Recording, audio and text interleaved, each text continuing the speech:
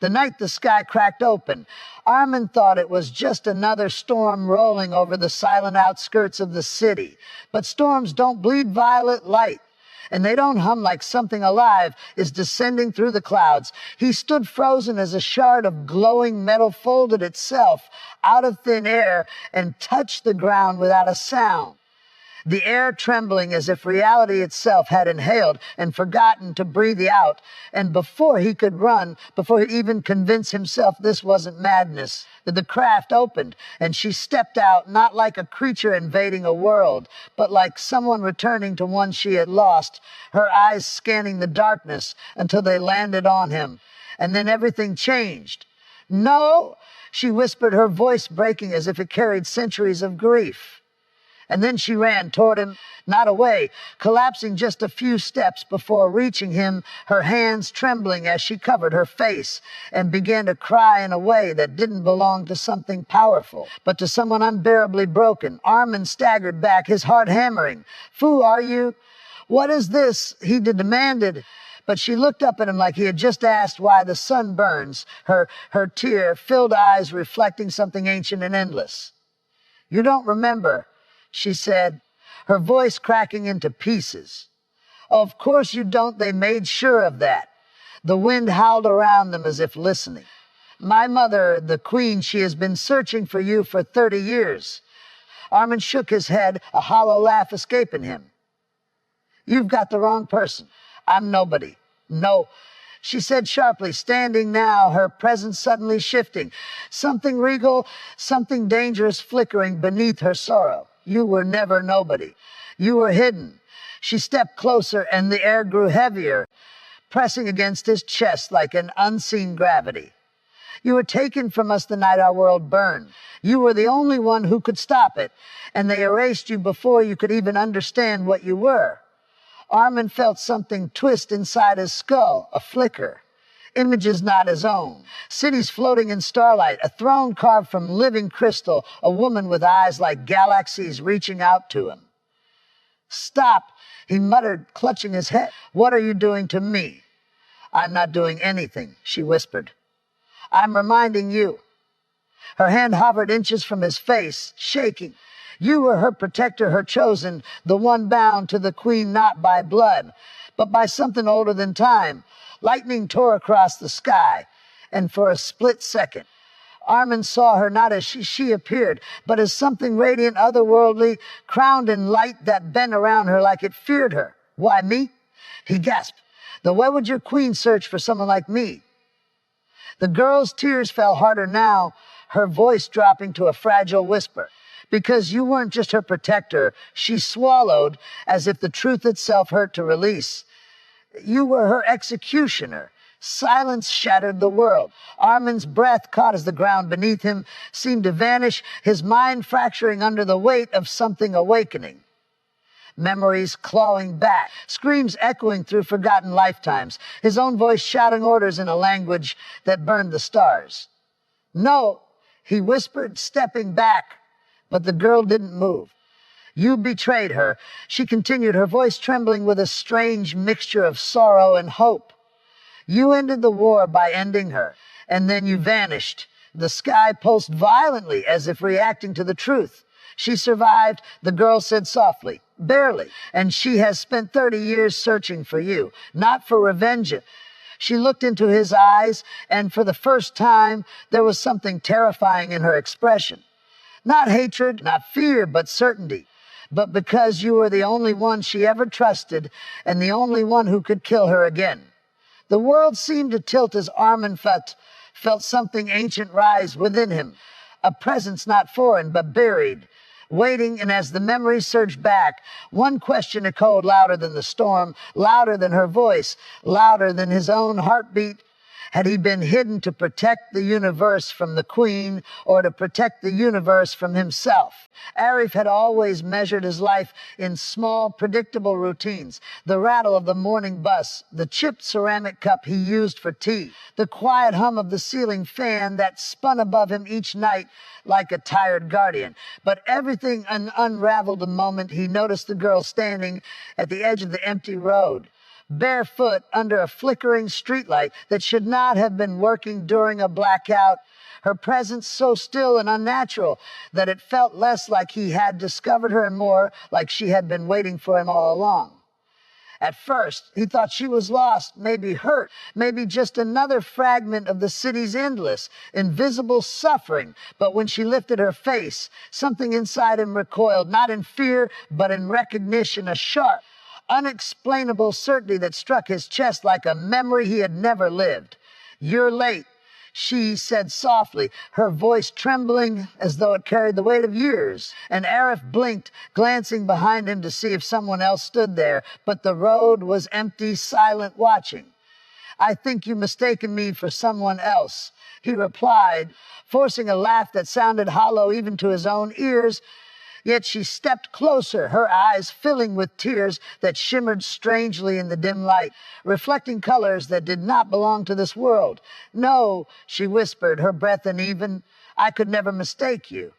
Before he could react, she reached out and touched his hand, and the instant her skin met his, the world fractured.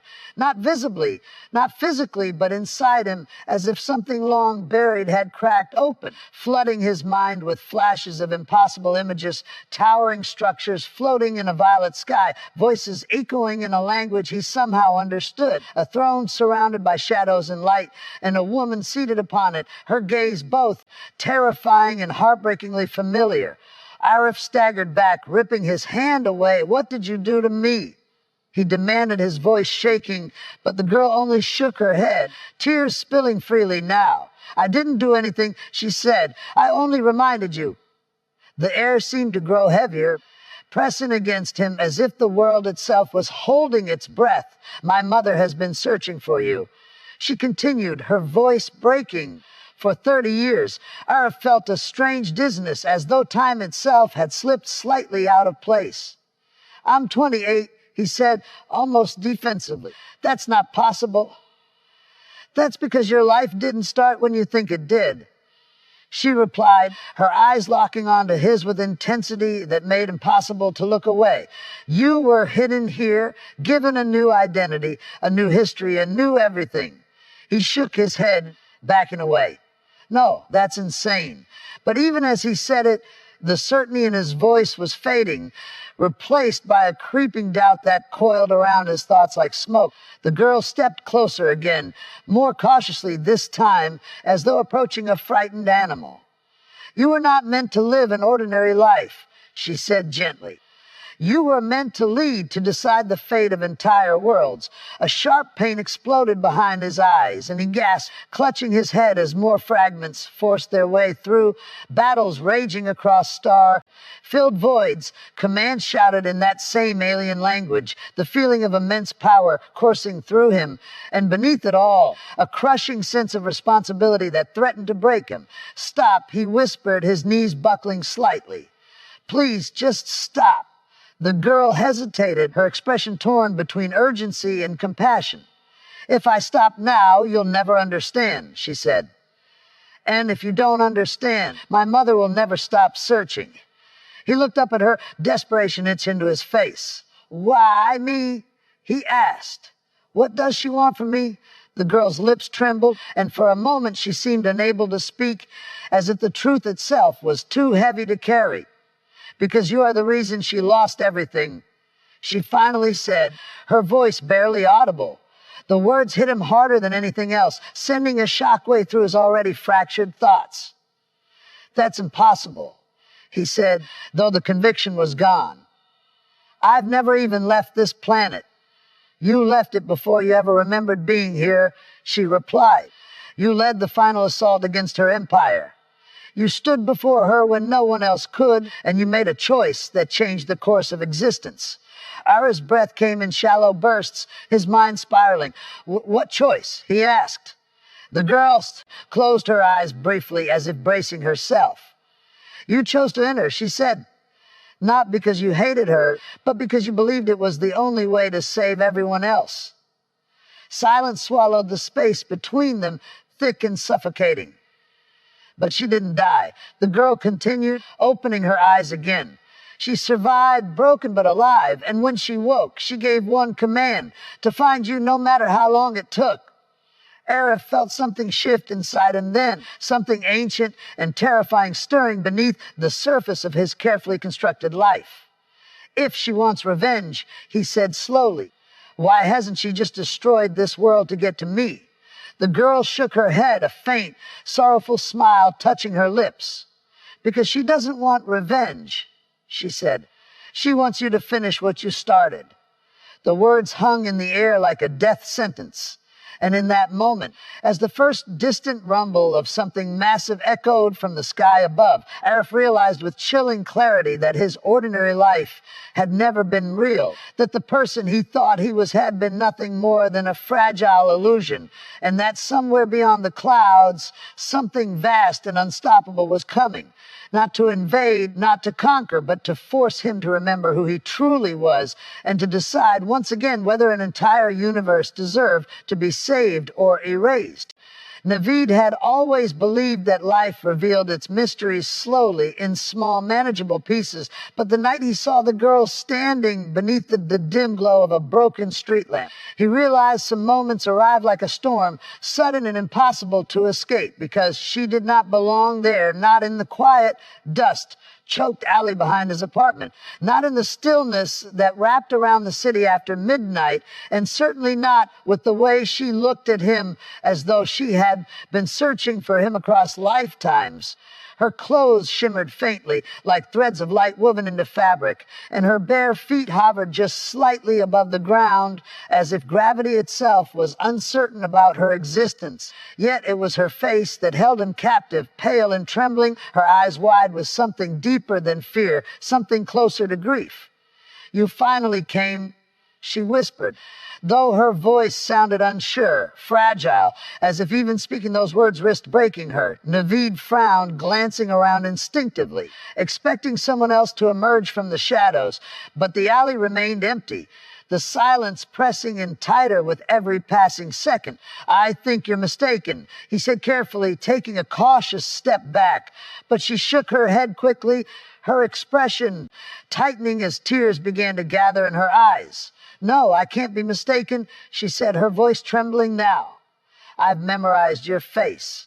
I've seen it in dreams, in memories that aren't mine but were given to me."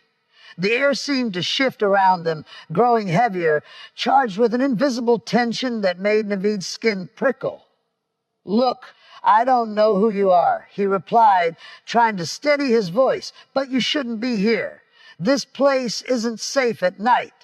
A faint, broken laugh escaped her, startling him. "Safe," she repeated softly, as if the concept itself was foreign. "There is nowhere safe anymore." Before he could respond, she stepped closer, and the dim light flickered violently, casting strange shadows that seemed to move in ways that didn't match their bodies. "They're coming," she said urgently, her gaze darting upward, as if she could see something beyond the sky. "I didn't have much time. I barely escaped, and I didn't know if I would find you before they did." Naveed's heartbeat quickened, confusion twisting into unease. "Who is coming?"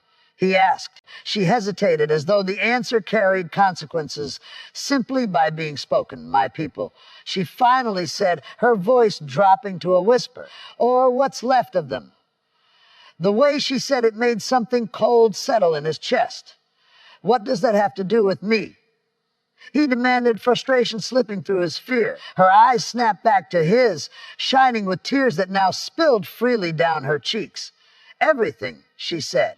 "You're the reason they're still searching." He let out a disbelieving breath. "That doesn't make any sense. I've never even left this city."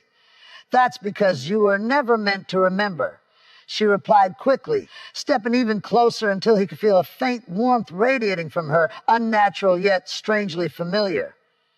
"They erased you, hid you here, buried your past so deeply that even you started to believe it wasn't real." Naveed shook his head, but doubt had already begun to creep in, quiet and insidious.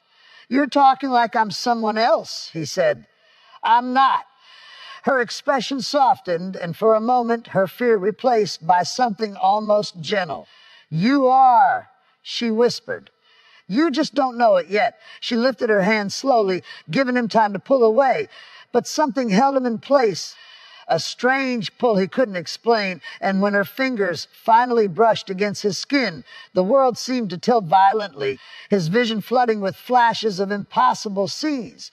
Vast starfields, towering structures carved from crystal and fire, voices calling out to him in desperation, and a figure standing at the center of it all, commanding, powerful, and terrifyingly familiar. Naveed gasped, stumbling back as the images vanished as quickly as they came. What was that? He choked out.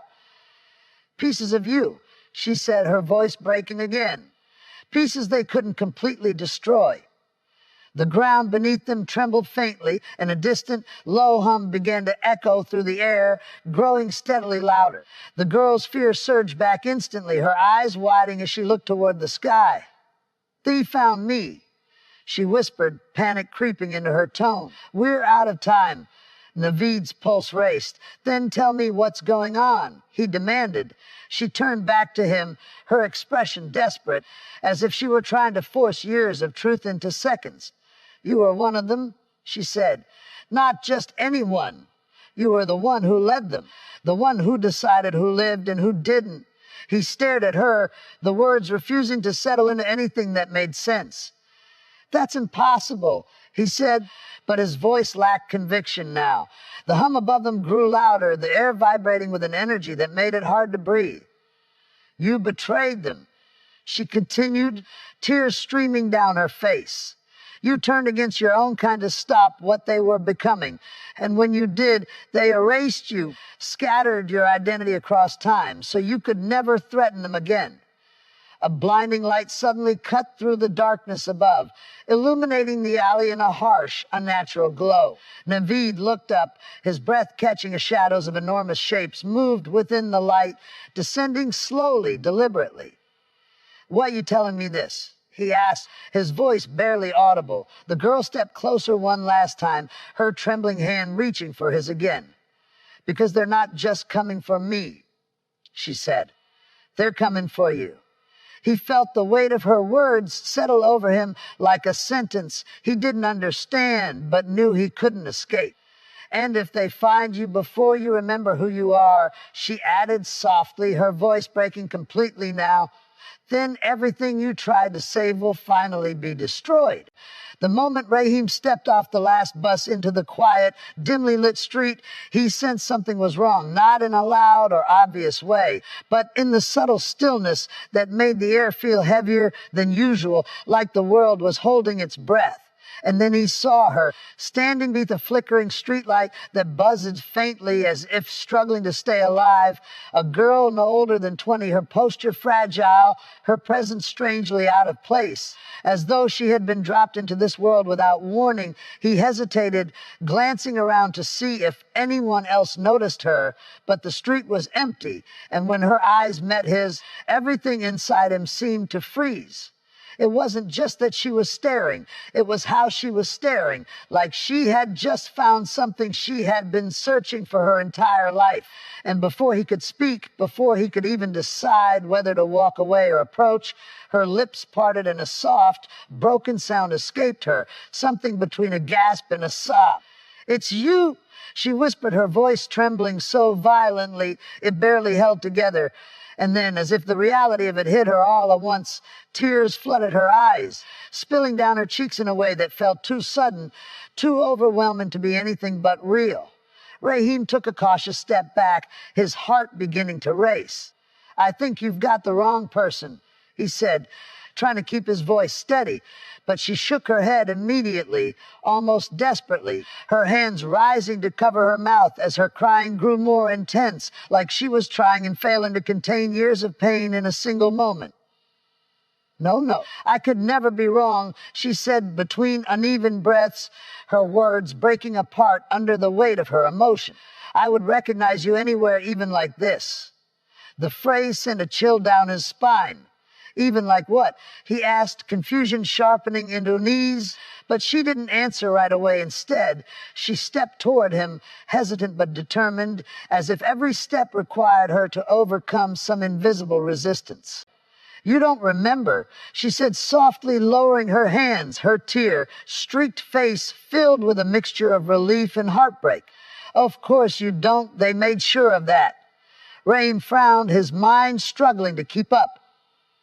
Look, I don't know what you think is going on, but I've never seen you before, he insisted, yet even as he spoke, something deep inside him stirred, a faint, unsettling sense of familiarity he couldn't explain. The girl let out a quiet, pained laugh, shaking her head. You've seen me, she said, just not in this life. The words hung in the air, heavy and impossible. Raheem opened his mouth to respond, but nothing came out because some part of him, small but undeniable, was beginning to believe her. She took another step closer, her gaze never leaving his. My mother has been searching for you for 30 years, she continued, her voice trembling again as fresh tears gathered. She never gave up, not even when everyone told her you were gone forever. Raheem blinked, the number hitting him like a physical blow. That's not possible, he said quickly. I'm not even that old. You are, she replied gently, just not the way you think. The streetlight flickered harder now, casting erratic shadows that seemed to stretch and twist around them. You were hidden here, she said, given a new name, a new face, a new life, everything rewritten so perfectly that even you believed it. A sharp pressure began to build behind Raheem's eyes, like something was pushing against the inside of his skull, trying to break free. Stop, he muttered, raising a hand to his temple. You're not making any sense. I know, she said softly. It didn't make sense to me either, not until I saw you. She hesitated for a moment, then slowly reached out, her hand trembling as it moved toward his. May I? She asked, her voice barely more than a whisper. Raheem should have pulled away, should have run, but he didn't. Something held him there, something deeper than logic or fear. And when her fingers finally touched his, the world seemed to shatter. Images exploded into his mind, vivid and overwhelming. Stars, burning in endless skies, vast cities carved into alien landscapes, voices calling out his name in a language he somehow understood. And at the center of it all, a throne surrounded by light and shadow, where a powerful figure stood beside him, her presence both commanding and familiar. Raheem gasped, stumbling back as the visions vanished, leaving him breathless and shaken. What was that? He choked out. The girl's tears fell harder now, but there was something else in her expression, too. Hope, fragile and desperate. That was you, she said, or at least who you used to be. The ground beneath them seemed to hum faintly, a low vibration that Raheem could feel through his shoes. You weren't human, she continued, her voice steadier despite her tears.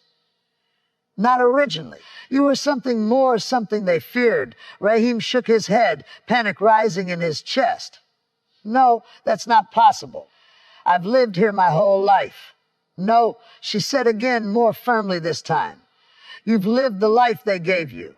She stepped closer once more, her eyes locking onto his with an intensity that made it impossible to look away. You were the one who stood against them, she said, the one who tried to stop what they were becoming. The humming in the air grew louder, more pronounced, and Raheem felt a strange pull, as if something far above them was calling to him. Why are you crying? He asked suddenly, the question slipping out before he could stop it. The girl's expression crumpled again, her composure breaking completely. Because I finally found you, she said, her voice breaking into a sob, and you don't even know who I am.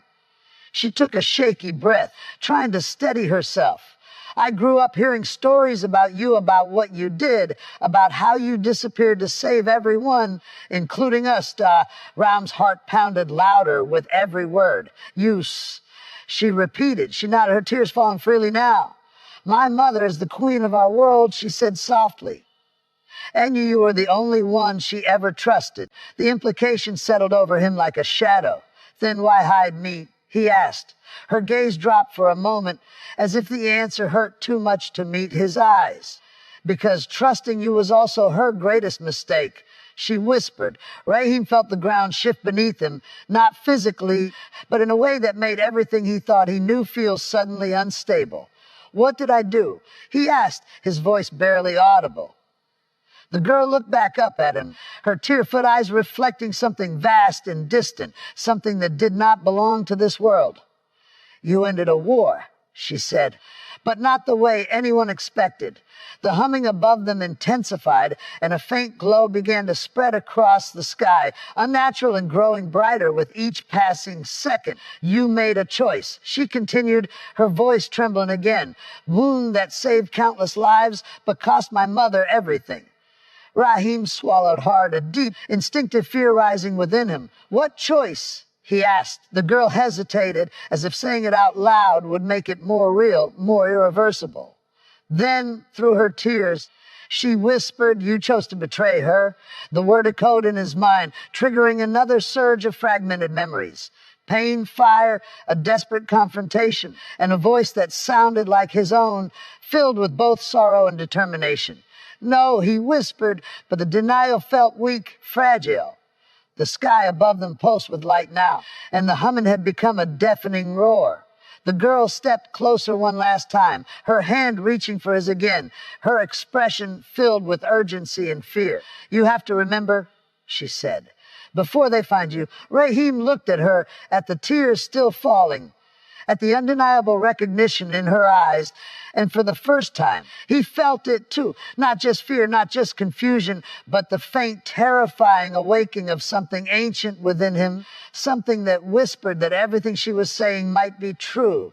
And as the light above split the darkness apart, he realized with chilling certainty that this moment, this impossible encounter, was not the beginning of something new, but the continuation of something he had once tried to forget.